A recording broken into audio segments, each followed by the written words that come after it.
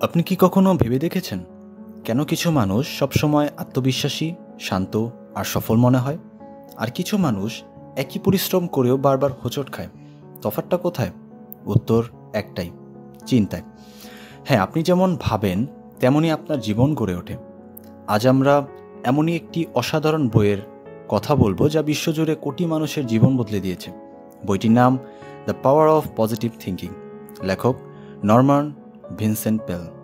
এটি কেবল একটি বই নয়, এটি একটি মানসিক বিপ্লব যা মানুষকে শিখিয়েছে কিভাবে নিজের ভাবনা বদলে জীবনকে সুন্দর ও সফল করা যায়। তাহলে আসুন শুনে নেওয়া যাক এই বইটি আমাদের কি শেখায়, কিভাবে আমরা তা জীবনে প্রয়োগ করতে পারি এবং কেন এটি আজও এত প্রাসঙ্গিক। নরম্যান ভিনসেন্ট পেল ছিলেন একজন আমেরিকান ধর্মযাজক, বক্তা ও লেখক। তার জন্ম 1898 সালে, আর তিনি 1932 থেকে 1984 পর্যন্ত নিউ ইয়র্কের মার্বেল কলেজিয়েট চার্চের প্রধান পাদ্রী ছিলেন। মানুষের মনের জগৎ পরিবর্তন করতে, ভয় ও উদ্বেগকে জয় করতে তিনি পজিটিভ থিঙ্কিং ধারণাটিকে জনপ্রিয় করে তুলেছিলেন। 1952 সালে প্রকাশিত এই বইটি দ্রুতই হয়ে ওঠে একটি বিশ্ববিখ্যাত অনুপ্রেরণার উৎস। আজ পর্যন্ত 15 মিলিয়নেরও বেশি কপি বিক্রি হয়েছে এবং অগণিত ভাষায় অনুদিত হয়েছে। বইটির মূল কথা খুব সহজ: change your thoughts and you change your world. অর্থাৎ আপনি যদি চিন্তা বদলান, আপনি নিজের পৃথিবী বদলে ফেলতে পারবেন। বইয়ের প্রথম অংশে পেল বলেছেন, নিজের ওপর বিশ্বাস রাখুন। তিনি বলেন, যদি আপনি মনে করেন আমি পারবো না, তাহলে আপনি সত্যিই পারবেন না, কারণ আপনার অন্তর্নিহিত মস্তিষ্ক আপনার বিশ্বাস অনুসারেই কাজ করে। কিন্তু যদি আপনি মনে করেন আমি পারবো, তাহলে আপনার মস্তিষ্ক, আপনার মন, আপনার শক্তি সবই সেই দিকেই কাজ করবে। তিনি একটি উদাহরণ দেন। একজন ব্যক্তি ছিলেন যিনি সবসময় বলতেন, আমার ভাগ্য খারাপ, আমি কিছুই পারি না। ফলে তার জীবন ঠিক সেভাবেই চলত, ব্যর্থতা ও হতাশায় ভরা। কিন্তু একদিন তিনি পেলের পরামর্শ নেন এবং শুরু করেন প্রতিদিন নিজেকে বলা, আমি সক্ষম, আমি শান্ত, আমি সফল। কয়েক মাসের মধ্যে তার চরিত্র, চলন ও ফলাফল সবই বদলে যায়। এই গল্প বলে দেয়, নিজের ওপর বিশ্বাসী সফলতার প্রথম ধাপ। দ্বিতীয় অংশে পেল বলেছেন, শান্ত মন শক্তি উৎপন্ন করে। অর্থাৎ যখন আপনার মন শান্ত, তখন আপনার শক্তি সবচেয়ে বেশি হয়। রাগ, ভয়, চাপ সবই মনকে দুর্বল করে দেয়। তিনি বলেছেন, যত বেশি আপনি চিন্তা করবেন, তত বেশি দুর্বল হবেন। কিন্তু যদি শান্তভাবে ভাবতে শিখেন, তাহলে সবচেয়ে বড় সমস্যাও ছোট মনে হবে। তারপর তিনি শেখান কিভাবে উদ্বেগের অভ্যাস ভাঙা যায়। যখনই কোনো সমস্যা আপনাকে বিরক্ত করে, আপনি একবার থামুন এবং নিজেকে বলুন, এটা সমস্যা নয়, এটা একটা চ্যালেঞ্জ। এই একটি চিন্তা পরিবর্তন করেই আপনি আপনার মনোভাব বদলে ফেলতে পারবেন। পেলের পর বলেছেন, expect the best and you will get the best. আমাদের মনের ভেতরের প্রত্যাশা আমাদের বাস্তবতাকে নির্ধারণ করে। যদি আপনি সবসময় ভাবেন খারাপ ঘটবে, তাহলে আপনার মস্তিষ্ক সেই খারাপ ঘটনা অনুসন্ধান করে। কিন্তু যদি আপনি আশাবাদী থাকেন, আপনি দেখবেন ভালো ঘটনা আপনার দিকে আসছে। এটি শুধু একটি মানসিক ভাবনা নয়, বরং একটি বৈজ্ঞানিক প্রক্রিয়া। মনোবিজ্ঞানীরা বলেন, আমাদের মস্তিষ্ক যা ভাবতে চায় তা সত্য হিসেবে প্রমাণ খুঁজে ফেরে। তাই ইতিবাচক ভাবনা আপনাকে ভালো বাস্তবতার দিকেই নিয়ে যায়। এবার চলুন দেখি বইয়ের অভ্যাস ও কৌশলগুলো যা আপনি আজ থেকেই শুরু করতে পারেন। প্রথম কৌশল, অ্যাফার্মেশন। প্রতিদিন নিজেকে বলুন, আমি পারবো, আমি ভয় করব না, আমি শান্ত ও আত্মবিশ্বাসী। এই শব্দগুলো শুধু বাক্য নয়, এগুলো আপনার অবচেতন মনকে প্রশিক্ষণ দেয়। দ্বিতীয় কৌশল, ভিজুয়ালাইজেশন।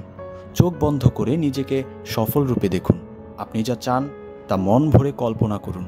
এই ছবিগুলো মস্তিষ্ককে প্রস্তুত করে বাস্তবতার গড়ার জন্য। তৃতীয় কৌশল, প্রেয়ার অ্যান্ড মেডিটেশন। পেল বলেছেন, আধ্যাত্মিক চর্চা মন ও শরীর দুইকেই শান্ত করে। আপনি ধর্মীয় হন বা না হন, প্রতিদিন 5 মিনিট নিজেকে শান্তভাবে মনোযোগ দিন। চতুর্থ কৌশল, ফরগিভনেস। তিনি বলেছেন, রাগ ও অভিমান মন থেকে দূর করতে হবে। যখন আপনি ক্ষমা করেন, আপনার মন হালকা হয়ে যায় এবং আপনার চিন্তা স্বচ্ছ হয়। পঞ্চম কৌশল, অ্যাকশন অ্যান্ড পারসিস্টেন্স। শুধু ভাবলে হবে না, কাজ করতে হবে। ইতিবাচক চিন্তা কাজে রূপ না নিলে তা কেবল স্বপ্ন বলে থাকে। তাই ছোট হলেও একটি কাজ প্রতিদিন করুন। পেল বলেন, যদি আপনি এই অভ্যাসগুলো চলমান রাখেন তাহলে আপনি ধীরে ধীরে একজন ভিন্ন মানুষ হয়ে উঠবেন। আপনার আচরণ, চিন্তা এবং জীবন সবই পরিবর্তিত হবে। তিনি বলেছেন, every problem has in it the seeds of its own solution. অর্থাৎ প্রত্যেক সমস্যার মধ্যেই তার সমাধান লুকিয়ে আছে। যখন আপনি ইতিবাচকভাবে ভাবতে শিখবেন তখন আপনি সমস্যার ভিতরে সুযোগ খুঁজে পাবেন। এই ভাবনাই মানুষকে অসাধারণ করে তোলে। এখন আসুন একটি ছোট প্রশ্ন করি নিজেকে। আপনি শেষ কবে নিজেকে বলেছিলেন আমি পারবো? শেষ কবে নিজের ভেতরের ভয়কে চ্যালেঞ্জ করেছেন? শেষ কবে সকালে উঠে বলেছেন আজ ভালো কিছু হবে? যদি এই প্রশ্নগুলোর উত্তর মনে পড়ে তাহলে এখনই সময় শুরু করার। কারণ এই ছোট ছোট বাক্যগুলো আপনার জীবনের সবচেয়ে বড় অস্ত্র। আজকের বিশ্বে এই বইয়ের শিক্ষা আরও প্রাসঙ্গিক। সোশ্যাল মিডিয়া, তুলনা, অতিরিক্ত চাপ সব কিছু আমাদের মনের ওপর ভার ফেলে।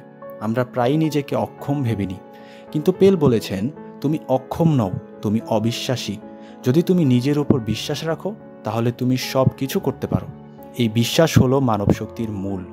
শেষে তিনি বলেছেন, positive thinking is not about ignoring problems, it's about having faith that you can handle them. অর্থাৎ ইতিবাচক চিন্তা মানে সমস্যাকে অস্বীকার করা নয়, বরং এমন মন তৈরি করা যা সমস্যার মধ্যেও সমাধান খুঁজে পায়।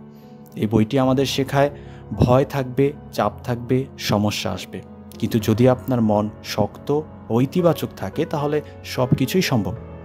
তো বন্ধুরা, আজ থেকে নিজের মনকে একটা ছোট পরীক্ষায় দিন। আগামী 7 দিন ধরে প্রতিদিন সকালে বলুন, আমি শক্তিশালী, আমি সক্ষম, আমি সফল। দিনের শেষে লিখে রাখুন, আজ আমি কোনো একটি ভালো কাজ করেছি। 1 সপ্তাহ শেষে দেখবেন আপনার মন ও জীবনে অদ্ভুত পরিবর্তন এসে গেছে। নরম্যান ভিনসেন্ট পেলের the power of positive thinking আমাদের মনে করে দেয়, জীবন বদলাতে বাইরের বিশ্ব বদলাতে হয় না, বদলাতে হয় নিজের চিন্তা। আপনি যেভাবে চিন্তা করবেন আপনার পথ সেভাবেই গড়ে উঠবে। তাই আজ থেকেই নিজেকে বলুন, আমি পারবো, আমি শান্ত, আমি আত্মবিশ্বাসী। এটাই ছিল দ্য পাওয়ার অফ পজিটিভ থিঙ্কিংয়ের বাংলা অডিও বুক। শুনলেন আপনার নিজস্ব চ্যানেল রেডিও বাংলাতে। যদি আপনার ভালো লেগে থাকে তাহলে লাইক, শেয়ার ও সাবস্ক্রাইব করুন। মনে রাখবেন, একটি ইতিবাচক চিন্তা একটি খারাপ দিনকেও ভালো করে দিতে পারে। পরবর্তী পর্বে আবার ফিরে আসব নতুন একটি বইয়ের গল্প নিয়ে। ততদিন মনে রাখুন, চিন্তা বদলান, জীবন বদলান। Thank you.